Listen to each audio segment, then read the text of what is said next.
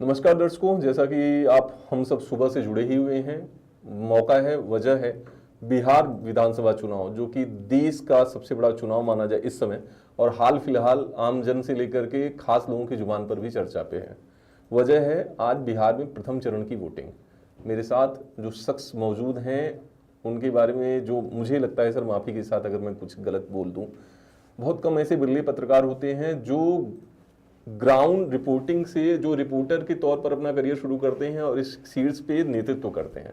नवभारत समूह को नेतृत्व करने वाले नवभारत समूह के समूह संपादक संजय सर बहुत बहुत स्वागत है आपका। धन्यवाद सर। पहला मैं आपसे एक सवाल ये समझना चाहूंगा सर, हर बार के अलावा इस बार का चुनाव बिहार का कैसे खास है? देखिए, वैसे हर चुनाव की अपनी एक विशेषता होती है जी। कोई भी राज्य सरकार का चुनाव हो, राज्य सरकारों का चुनाव हो, केंद्र का चुनाव हो, जब भी लोकसभा का हो, विधानसभा का हो, हर चुनाव अपनी एक खूबी लेकर आता है। और भारत चूंकि विविधता वाला प्रदेश है, विविधता से भरे प्रदेशों वाला देश है, इसलिए हर प्रदेश की एक कहानी है, हर प्रदेश का एक रंग है। और जब भी चुनाव कोर हिंदी बेल्ट में होते हैं, साउथ में होने वाले चुनावों का इतना रंग नहीं जमता जितना यूपी, एमपी, बिहार, दिल्ली, राजस्थान, पंजाब, यहाँ के स्टेट्स में रंग जमता है, क्योंकि यहाँ आबादी बड़ी है, यहाँ नेतागिरी ज़्यादा है। राजनीति होना ज़्यादा और नेतागिरी ज़्यादा होना, इसमें एक अंतर है। तो चूंकि हर गली में एक बड़ा नेता होता है, हर मोहल्ले में एक बड़ा नेता होता है, तो यहाँ नेतागिरी की चर्चा ज़्यादा होती है। उस वजह से राजनीति का रंग बहुत ज़्यादा जमता है। बिहार का इलेक्शन इस बार वास्तव में बहुत अलग है। और जैसे बहुत सारे विद्वान इस तरह की बात करते हैं कि ये इलेक्शन इस कारण से खास है या उस वजह से खास है, बिहार का चुनाव इस बार भारतीय लोकतंत्र की अग्नि परीक्षा लेकर आया है। और जब आपने पूछा कि अलग क्या या खास क्या या इस बार नया रंग क्या, तो इस बार बिहार का इलेक्शन एक स्याह रंग में है। जब मैं ये बात कहता हूं तो मैं बहुत जिम्मेदारी से ये कहना चाहता हूं कि पिछले कुछ वर्षों में जिस तरह की वैश्विक परिस्थितियां बनी हैं, उनको देखते हुए भारतीय लोकतांत्रिक व्यवस्था अक्षत रहे, उसे कोई क्षति ना पहुंचे, उसे बनाए रखने और बचाए रखने में चुनाव आयोग की एक बड़ी महती भूमिका हो गई है। हम एक मल्टीपल इंस्टीट्यूशनल कंट्रोल वाले देश हैं, जहां परम पूज्य डॉक्टर बाबा साहब आम्बेडकर जी ने जब संवैधानिक व्यवस्था इस तरह की कि हमारे यहाँ कोई अमर्यादित, अनियंत्रित संस्था नहीं हुई। यही कारण है कि पिछले 60-70 वर्षों में चुनाव की निष्पक्षता जो है, उस पर कमोबेश बहुत बिरला ही कोई सवाल उठा है जी। गाहे बगाहे जो भी कारण हो या तमाम कारण हो या वैश्विक कारण हो, पिछले कुछ समय में भारतीय चुनाव आयोग के आचरण को लेकर संदेह होने लगे हैं। यही वजह है कि बिहार का ये चुनाव एक आयोग के लिए एक अग्नि परीक्षा है। और बिहार अपने आप में एक परिपक्व प्रदेश है। मेरी ये बहुत निजी धारणा है और मुझे ऐसा लगता है कि जब मैं परिपक्व प्रदेश की बात करता हूं तो मेरा आशय ये है कि ये परिपक्वता बिहार ने समय समय पर दिखाई है। और वोट के माध्यम से, लोकतंत्र को जीवित रखने के माध्यम से और भारतीय लोकतांत्रिक व्यवस्था को मजबूती देने का काम जब मंडल कमंडल का दौर शुरू हुआ था जी। तब से सबसे ज्यादा अगर किसी ने किया है तो वो बिहार ने किया है।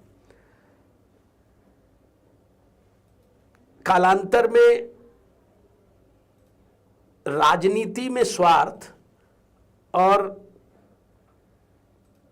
राजनीति का दोहन, ये हमारी भारतीय व्यवस्था में, भारतीय राजनीतिक व्यवस्था में एक अलग डेफिनेशन हो गया इसका।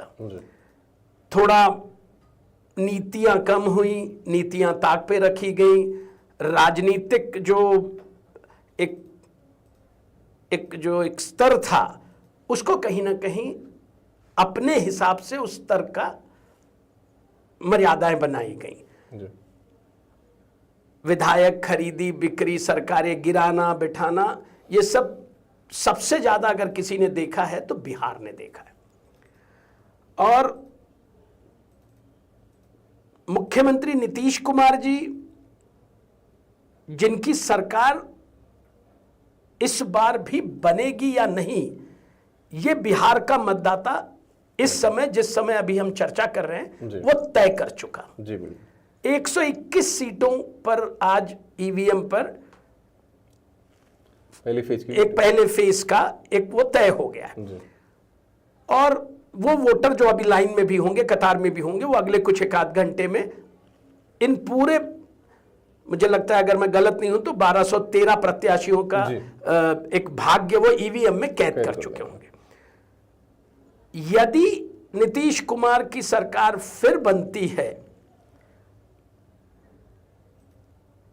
तो उसका कारण भी वोटर बताएगा, और अगर नहीं बनती है तो उसका भी कारण हम सबके समझ में आएगा। यही इस चुनाव की सबसे बड़ी खूबी है कि ये एक बड़े स्याह रंग लेकर आया है, और वो रंग भारतीय लोकतांत्रिक व्यवस्था को, भारतीय चुनाव आयोग की विश्वसनीयता को बनाए रखने, बरकरार रखने या मजबूती देने का काम करने जा रहा है। सर, आपने जो बात इशारों में कही, उसी से कुछ बातों को निकाल करके मैं अगला सवाल करता हूं। आपने चुनाव आयोग की भूमिका की बात की, जहां तक अगर मैं गलत नहीं हूं तो दो प्रमुख बातों को कोट करते हुए मैं अगला सवाल आपसे करूंगा कि आपने उस दौर को भी देखा है चुनाव आयोग के, कि जब कहा जाता था कि टीएन शेषन नामक एक चुनाव अधिकारी हुआ करते थे चुनाव आयुक्त, जिनके बारे में एक कहावत कही जाती थी कि वो अपने नाश्ते में नेताओं को खाते थे। उसके निहितार्थ अलग होते थे कि मतलब वो इतने सख्त प्रशासनिक छवि के होते थे कि उन्होंने चुनाव आयोग के सर्वोच्च स्तर को एक निष्पक्षता के स्तर पर उन्होंने मेंटेन किया। लेकिन सर, जो स्याह शब्द का आपने प्रयोग किया, उसी को कोट करते हुए मैं अगली परिस्थिति की बात करता हूं कि ये वही बिहार है जहां पर, अगर मैं गलत नहीं हूं, आपने खूब देखा होगा कि बूथ कैप्चरिंग जैसी बातें इन्हीं बिहार, उत्तर प्रदेश जैसे प्रदेशों से, और मुझे लग रहा है सबसे पहले बिहार से ही उठी हैं। और ये कहीं ना कहीं उस दौर की बात होती है जिसपे आज पूरी बीजेपी या एनडीए चुनाव कैंपेन कर रहा है। लालू के जंगल है, लालू के राज की बात की जाए। सर, इन दोनों परिस्थितियों को जब आप देखते हैं, वर्तमान में आज 60% से ऊपर की वोटिंग हो चुकी है। आपने खुद ही कहा कि जो लोग लगे हुए हैं, कुछ प्रतिशत, कुछ 0.5% और होगा। इस वोटिंग परसेंट को उस परिस्थिति से जब आप देखते हैं, और चुनाव आयोग पे राहुल गांधी जी का अभी आज एक बयान आया, उसको मैं कोट कर रहा हूं अपने लास्ट सबमिशन में, कि जिनजी जो है वो भारत का भविष्य तय करेंगे, लेकिन उनका कहना न कहीं ने बिहार को लेकर के था, ये मैसेज था। चुनाव आयोग वही सारी प्रक्रियाएं सर करता रहा है जो पहले भी होती रही। सर, आज नाम दिया जाता है, मतदाता पुनरीक्षण कार्यक्रम पहले भी चुनाव आयोग कराता रहा है। आप वो तीन प्रमुख मुद्दे क्या मानते हैं कि चुनाव आयोग उस दौर में जो निष्पक्ष होता था, आज वो तीन छोटी चूक अगर कहा जाए एक शब्द में, कि संस्था ने ध्यान नहीं रखा और विपक्ष ने इसको मुद्दा बनाया? तीन बातें आपने मुझसे पूछी, और मैं सबसे पहले आपको आपकी पहली बात को स्पष्ट करना चाहता हूं। जब मैंने आपसे कहा कि बिहार अपने आप में लोकतांत्रिक व्यवस्था का पैरोकार रहा है जी, उसी बिहार में जब आपने इंगित किया कि बूथ कैप्चरिंग, ये शब्द जो मीडिया को, या यूं कहें कि डिक्शनरी में जब बूथ कैप्चरिंग वाली शब्द आई, उसके चित्र आए, तो वो यूपी और बिहार से आए। मैं ऐसा मानता हूं कि बिहार, यूपी, ये वो प्रदेश हैं जो अपनी परिभाषा खुद गढ़ते हैं। वोट कैप्चरिंग का स्वरूप बदला जा सकता है कि वहां खड़े हो जाएं और सीधा बैलेट बॉक्स ही ले जाके बाहर फेंक दे। ये सब यूपी और बिहार का आदमी कर सकता है, वो करता रहा है। हम ऐसा दावे से कह सकते हैं कि बाकी बचे हुए भारत में अगर बूथ कैप्चरिंग इस तरह से नहीं हुई, तो क्या ऐसी भी नहीं हुई होगी कि कोई एक व्यक्ति खड़ा होकर उसी ने सभी वोट डाल दिए होंगे? क्या वो बूथ कैप्चरिंग नहीं हुई होगी? नहीं सर, मेरा कहना वही है। मैं आपकी वो बात का ये देना चाह रहा हूं, यूपी बिहार की दिक्कत ये हुई कि वहां के लोगों ने कभी अपने आप को डिफेंड नहीं किया।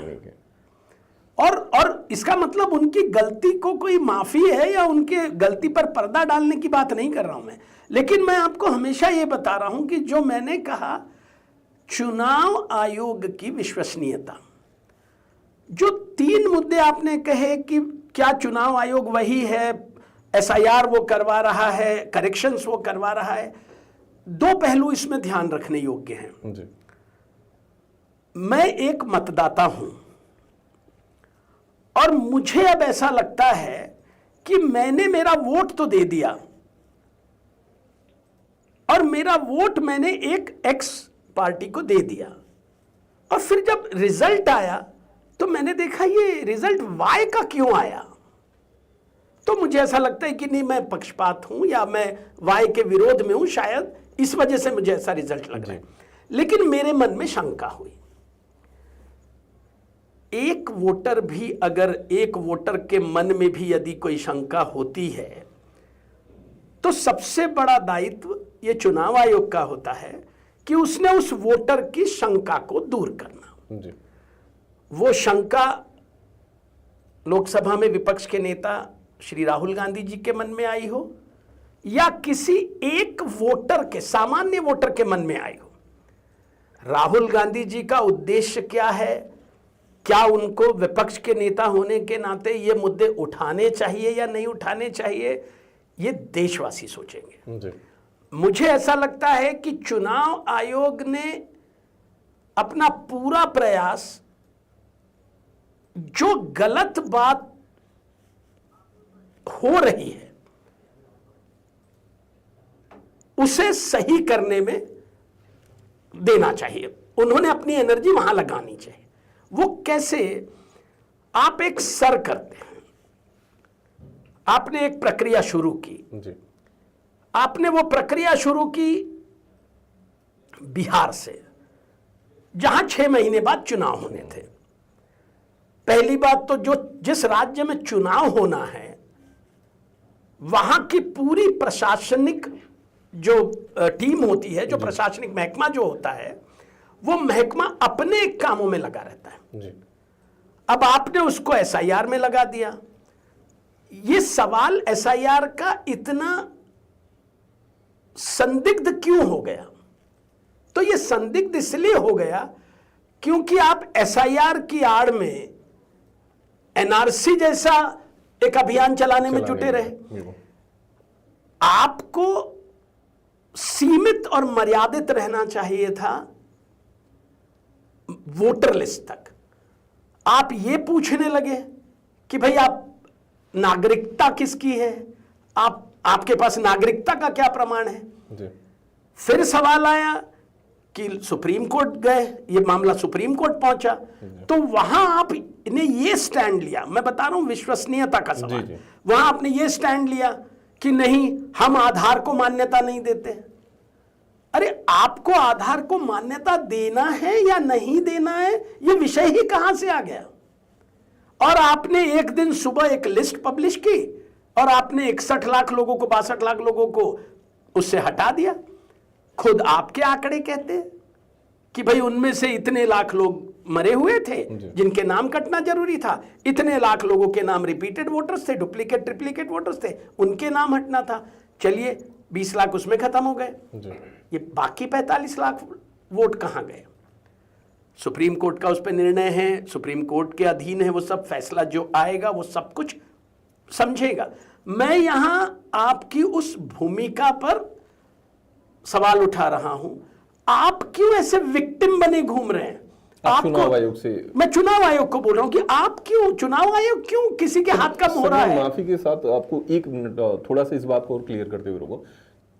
आपने बिल्कुल जो मैं समझ पा रहा हूं आपका जो लब्बू लुआब था कि चुनाव आयोग ने बहुत देरी कर दी इस सर के या मतदाता पुनरीक्षण कार्यक्रम उनके जो शब्दों में है इसको करने में, तब जबकि आप उसी मशीनरी से काम करवा रहे हैं जहां पे चुनाव भी होने हैं। सही, बिल्कुल। आप मैं आपको जो है मैं आपको दूसरा समस्या कहां है जी कि हम आपको कह रहे हैं कि आपका काम पक्षपाती है जी, तो आपका स्टैंड ये होना चाहिए कि नहीं सर, मैं निष्पक्ष होकर काम कर रहा हूं और ये मेरा आचरण रहा है, मैंने 1952 से जितने चुनाव कराए हैं उसका रिकॉर्ड रहा है मेरा जी।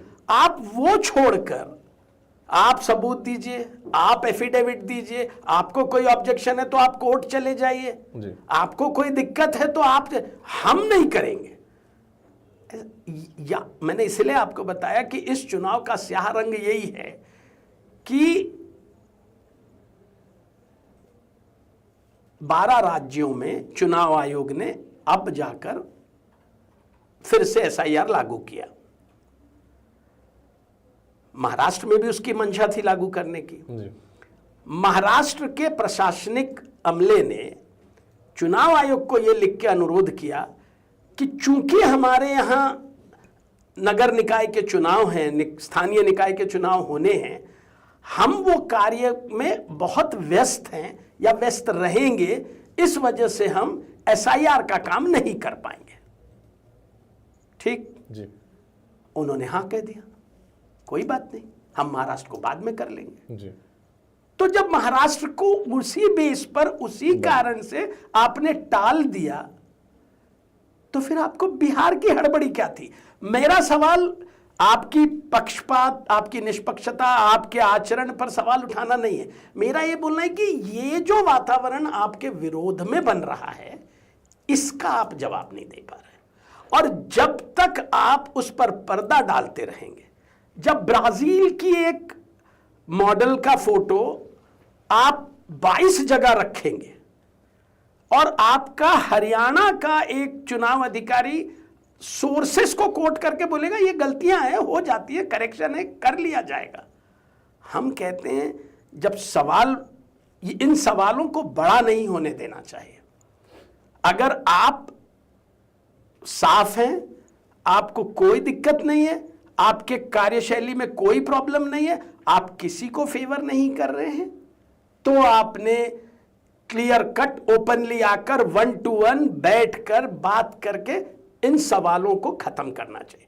यदि सवाल बढ़ते रहे, वोट चोरी, वोट चोर, ये नारा अगर बढ़ता रहा, तो अगर भारत के खिलाफ कोई अंतरराष्ट्रीय साजिश चल रही है, तो अगर कोई चल रही है जी, तो ऐसे साजिशकर्ता अपने मंसूबों में सफल हो सकते हैं। क्यों? क्योंकि आप खुले मन से खुद होकर अपनी अगर कोई गलती है तो स्वीकार कीजिए और उन गलतियों का जवाब दीजिए, खुलकर बताइए और ये बताइए कि हाँ मैं जवाब दे रहा हूं और मुझसे ये गलती हुई है, उसको लेकर हम आगे बढ़ सकते हैं। सर, आपने स्याह तस्वीर का जिक्र किया, अब थोड़ा सा राजनीतिक आपसे लास्ट में बातचीत करते हुए 2 बयान में यहाँ पे कोट करूंगा। पहला बयान, आज 60% वोटिंग के बाद दूसरे फेज में जो बिहार में चुनाव प्रचार चल रहा है, उस दौरान एक सीतामढ़ी की जनसभा में योगी आदित्यनाथ ने बयान दिया कि 60% जो वोटिंग हुई है, जनता ने मूड बना लिया है, एनडीए को वापस ला रही है। अभी तक जो पूरे पे चुनाव प्रचार हो रहे हैं, दूसरी तरफ आरजेडी महागठबंधन का जो सबसे प्रमुख दल है, आरजेडी हमेशा कहती रही है कि 20 सालों में अगर आपने कुछ किया है तो वो आप बताइए। बीजेपी और एनडीए जंगल राज को मुद्दा बनाती रही है, 15 साल 20 साल पहले की बात। दोनों मुद्दों को जब आप दोनों धड़ों के बयानों को आप देखते हैं, जो दोनों धड़ों के मुद्दे बनाने की कोशिश है, तो क्या आपको लगता है कि 20 साल पहले की जो परिस्थिति थी, अगर आपने बदलाव किया है तो आपको अपने विकास कार्यों को गिनाना चाहिए था?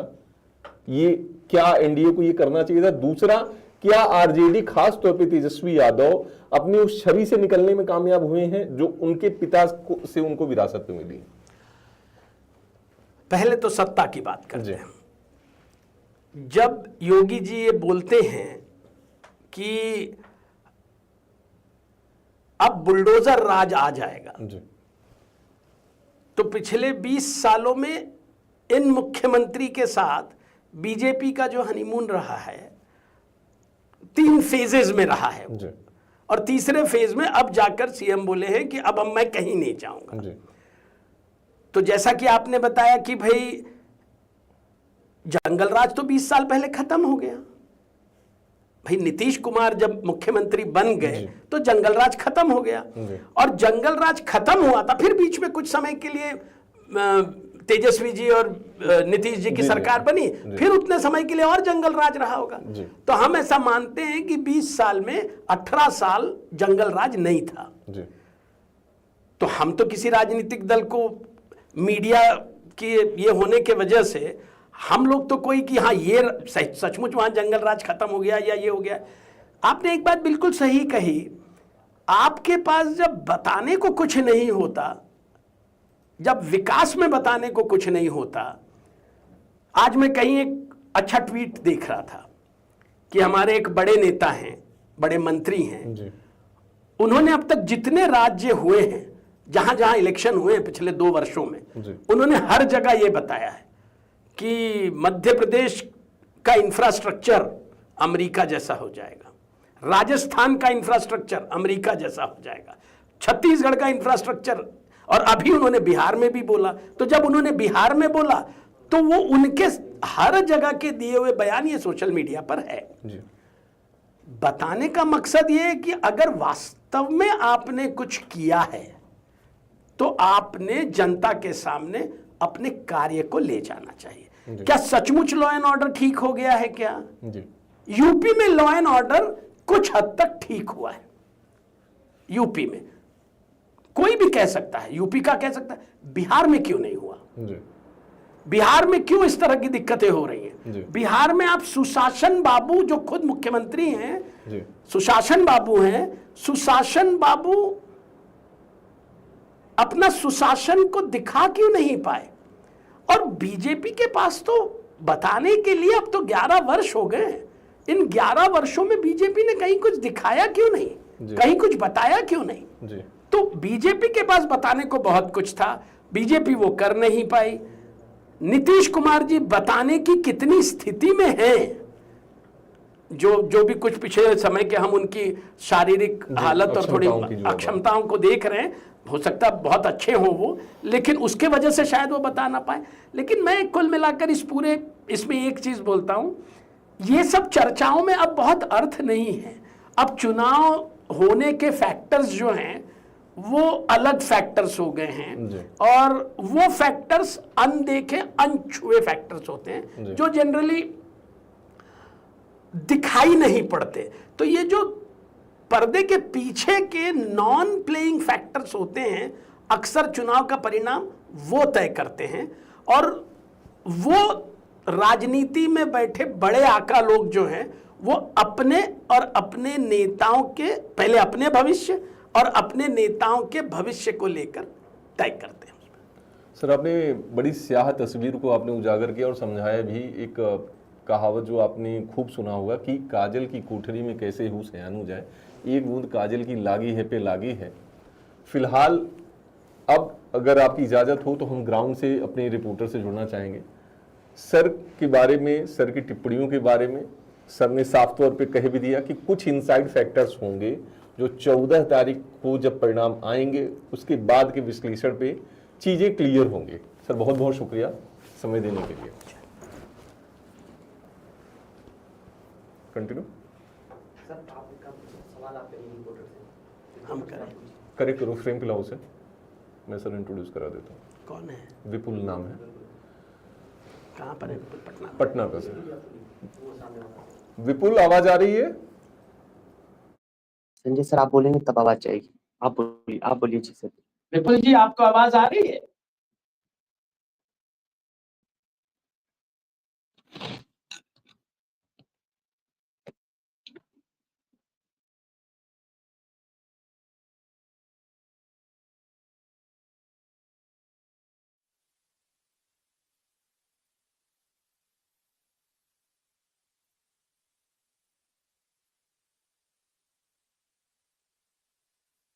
कहाँ पटना में हैं आप? कैसा मौसम कैसा है वहां पर? पटना में ही है सर। और जो चुनाव आयोग ने जो कमांड एंड कंट्रोल सेंटर बनाया है पूरे बिहार के लिए, मतलब 121 सीटों के लिए, और यहीं से निगरानी रखी जा रही है और यहीं पर जो है पूरी व्यवस्था की गई है पत्रकारों के लिए, मैं तो ये जानकारी जानना हो चाह या रहा फिर था कि मैं तो ये जानना चाह रहा था कि फिलहाल पटना का मौसम कैसा है? क्या वहाँ ह्यूमिडिटी बढ़ तो नहीं गई है सत्तारूढ़ दल के लिए? सर इलेक्शन का समय है तो संभवतः जो है, क्योंकि वोटिंग परसेंटेज कम हो रहा है यहाँ पर, लगभग आधा घंटा और बाकी है। अब देखिए क्या निकल करके सामने आता है। मैं आपसे एक और चीज जानना चाह रहा था। मैं अभी देख रहा था विपुल की जो खबर मेरे तक आई थी, अपने जो अपन नागपुर में अपना हेडक्वार्टर है, तो नागपुर में हम लोगों ने जितने भी अपनी पूरी टीम है, दिल्ली और पटना और बाकी जगह से, कि गांव में काफी वोट पड़ा है और शहरों में वोटर बहुत ऐसा बहुत मूड में नहीं नजर आया। कितनी सच्चाई है इस बात में?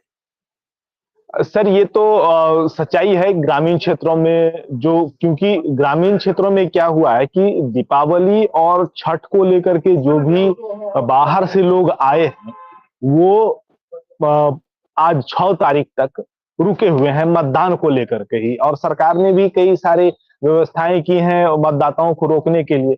और जो बाहर जाते हैं वही यहाँ पर रुके हुए हैं। शहरों में क्या है कि थोड़ा सा एजुकेटेड लोग हैं तो थोड़ा निकलने में थोड़ा वो लोग संकोच करते हैं कि क्या वोट देना है। तो ये सब जो है धरातल की चीजें हैं सर।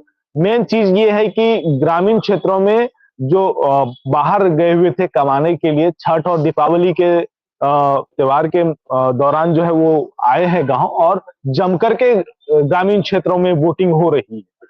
और खास करके पटना भी एक शहरी क्षेत्र है तो यहाँ से भी कुछ लोग अपने गांव चले जाते हैं वोट देने के लिए। और जो दीघा, पटना में सबसे ज्यादा अगर शहरी क्षेत्र में अगर वोट है तो वो दीघा विधानसभा में लगभग 4 लाख से 4.5 लाख के बीच में वो वहां पर मतदाता है। वहां भी इस बार कम वोटिंग हुई है सर।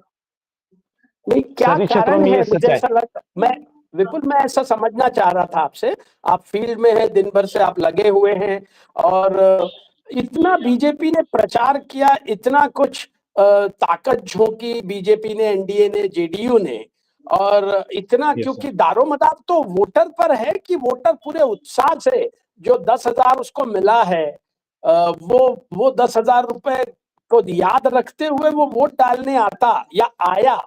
तो ऐसा कुछ अभी तक नजर क्यों नहीं आया? सर 10,000 की जहां तक बात है, मैं एक एक करके बताना चाहता हूँ। 10,000 महिलाओं को मिला है, और वो भी जो जीविका दीदी हैं उनके लिए ये व्यवस्थाएं की गई है। या फिर जो महिला जीविका से नहीं जुड़ी हुई हैं वो जुड़ करके जो है, और 10,000 रुपया जो है उनको जोड़ करके उनको दिया गया है रोजी रोजगार के लिए। तो ग्रामीण क्षेत्रों में ये संख्या ज्यादा है सर, शहरी क्षेत्रों में ये संख्या कम है। एक ये कारण हो गया। दूसरा कारण है कि जो शहरी क्षेत्र है वहां लगातार जो है पिछले 2020 में भी अगर विधानसभा चुनाव की बात की जाए तो वहां भी बहुत कम वोटिंग हुई थी। लेकिन 2025 में जो विधानसभा चुनाव हो रहा है, शहरी क्षेत्रों में इस बार वोटिंग बढ़ी है पिछले विधानसभा चुनाव की अपेक्षा। लेकिन ओवरऑल की जाए पूरे बिहार में, जैसे बेगूसराय में 67 पॉइंट समथिंग वोट वहां पर हुआ है। तो लेकिन वो क्या है, लगभग 10 से 12% कम जो है वोटिंग पटना में हुआ है। और शहरी क्षेत्रों में एक कारण ये है कि घर से लोग निकले नहीं हैं, इस कारण से कम वोटिंग हुई है सर। हम इस निष्कर्ष पर पहुंच सकते हैं क्या कि जो शहरी और समझदार और सूझबूझ वाला वोटर है वो एनडीए का वोटर है, और जो यानी जो शहरी वोटर जैसा समझदार यानी उस स्तर पर नहीं है, वो वोटर महागठबंधन का है?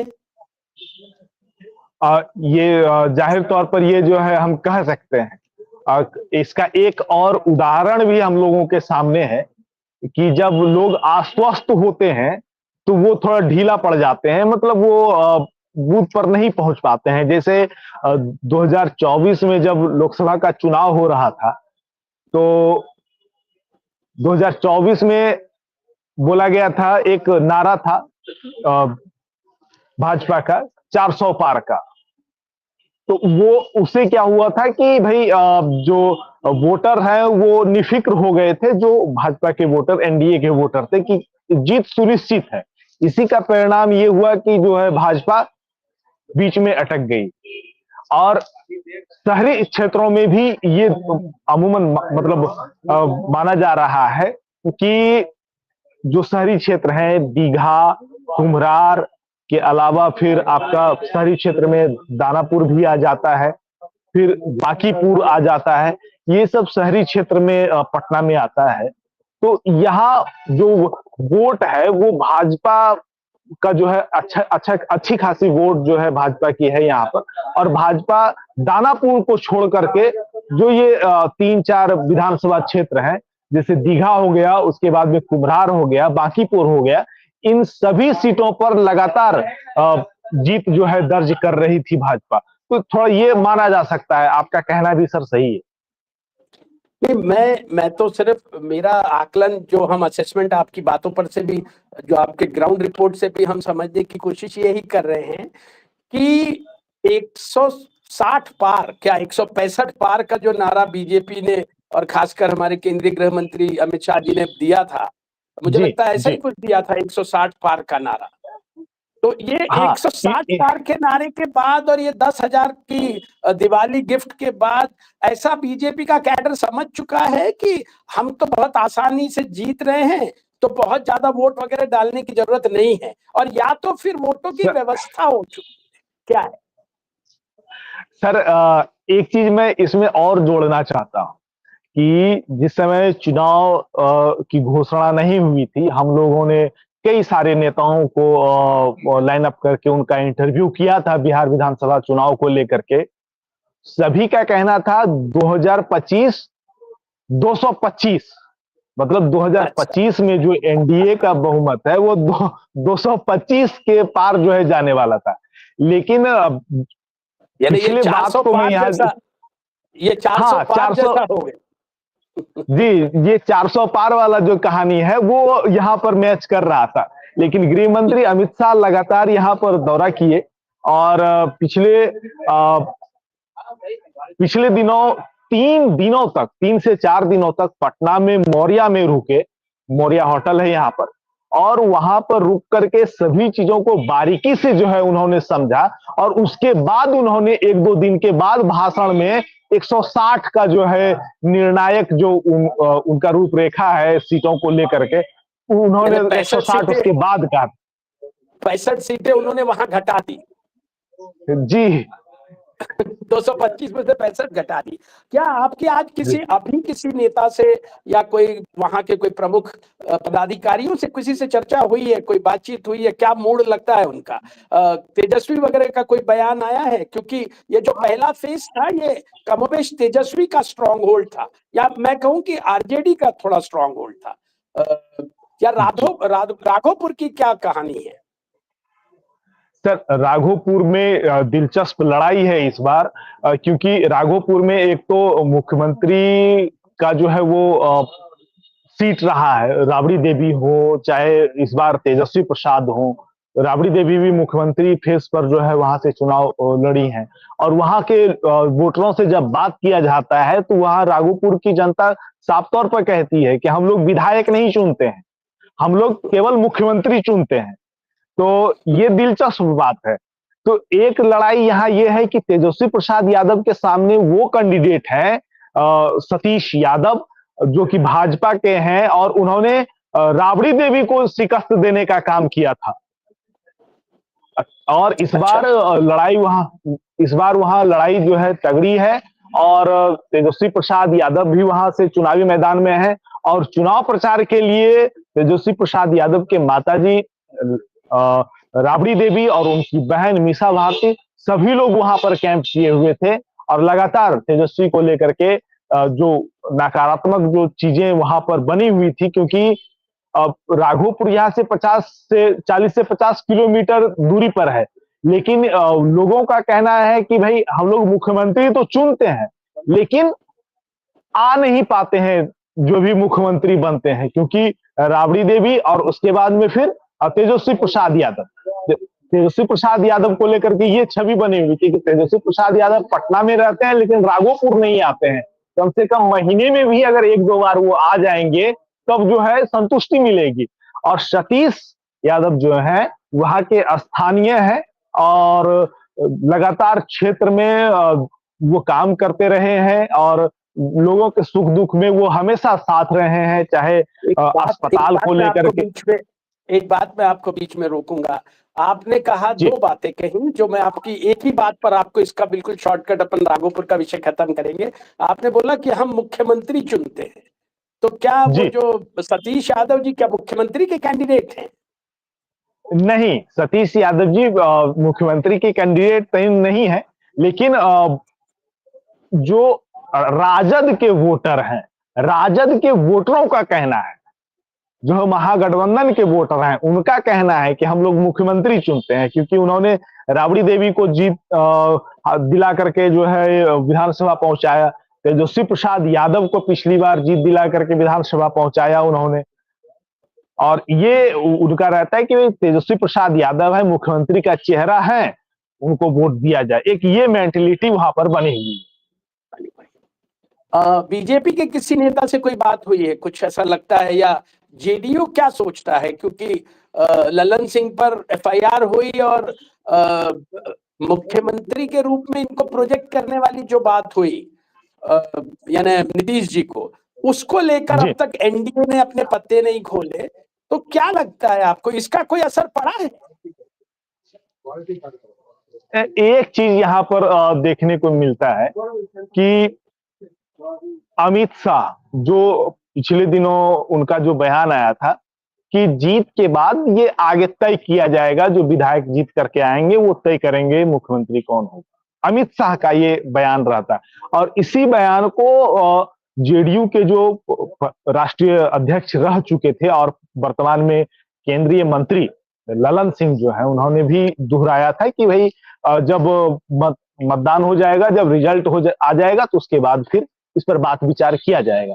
लेकिन और जो अन्य नेता हैं, वो जैसे यहाँ के उप मुख्यमंत्री सम्राट चौधरी हो, विजय कुमार सिन्हा हो, फिर बिहार सरकार में मंत्री और जदयू के नेता अशोक चौधरी हो, या फिर प्रदेश अध्यक्ष जदयू के उमेश कुशवाहा, और भाजपा के भी प्रदेश अध्यक्ष दिलीप जायसवाल का जैसा कहना रहता है कि मुख्यमंत्री जो है वो नीतीश कुमार ही होंगे।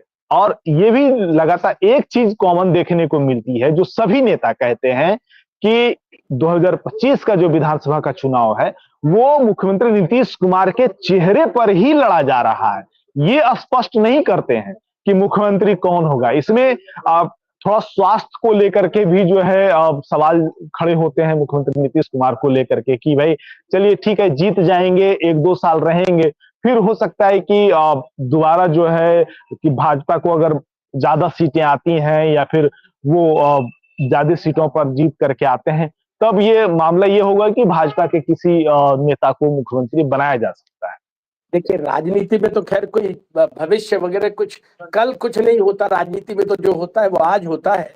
और जब बिहार के ये विधानसभा चुनाव में और महाराष्ट्र में जो पिछले दिनों विधानसभा चुनाव हुए, पिछले साल में 2024 अक्टूबर में जो विधानसभा चुनाव, उसमें यही एक चीज कॉमन थी कि तब यहाँ सहयोगी दल का एक नेता मुख्यमंत्री था, एकनाथ राव जी शिंदे मुख्यमंत्री थे, और बीजेपी इस मामले में बहुत सुलझे हुआ एक पार्टी है, सुलझी हुई एक दल है कि भाई अभी तो जी कैप्टन हमारे नीतीश कुमार हैं, उस समय एकनाथ शिंदे थे, और फिर बाद में जो कुछ रिजल्ट आएगा, उस रिजल्ट के बाद जो कुछ होगा वो बैठ के देखेंगे। समय आएगा 14 तारीख को क्या परिणाम आता है। मुझे ऐसा लगता है कि 14 तारीख को जनादेश जो मिलता है, उस जनादेश के जी आधार पर विधायक विधायक मिलेंगे, बैठेंगे, जुटेंगे, किसका मुख्यमंत्री बनता है ये जनता ने फिलहाल तय किया है, और आगे भी जनता तय करेगी कि क्या क्या बिहार की जनता को चाहिए, बिहार की जनता को कौन मुख्यमंत्री चाहिए, और बिहार की जनता ने किसे अपना पसंद बनाया है, ये हम 14 तारीख को जी देखेंगे। आप जुड़े रहिए, आप बहुत सारे और कुछ नेताओं से बात करने की कोशिश कीजिए, हम लोग फिर जुड़ जी जाएंगे। जी बहुत बहुत धन्यवाद।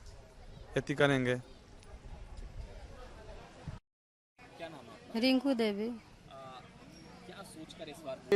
आपने बातें बताई, लबोलुआ बताया, फिर आपसे मैं कोशिश करूंगा कि एक बार अगर आप वहां पे मौजूद लोगों से उनकी प्रतिक्रियाओं को देखते हुए बताएं तो ज्यादा ठीक रहेगा।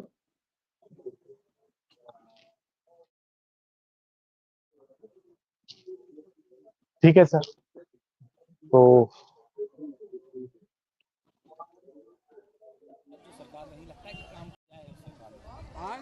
अब देखिए अब का सरकार क्या करेगा, यही तो सोच रहे हैं। विकास हो रहा है वैसे बिहार में, लगता है देखने से। हाँ, हल्का हल्का लग रहा है, मगर कुछ और भी कहीं वोट होगा तो कहीं बढ़ जाए विकास, तो अच्छा का बात है। क्या नाम है आपका? साहिना परवीन। कौन सी बार वोट करने आई हैं आप? दूसरी बार। क्या सोचकर इस बार वोट करेंगे?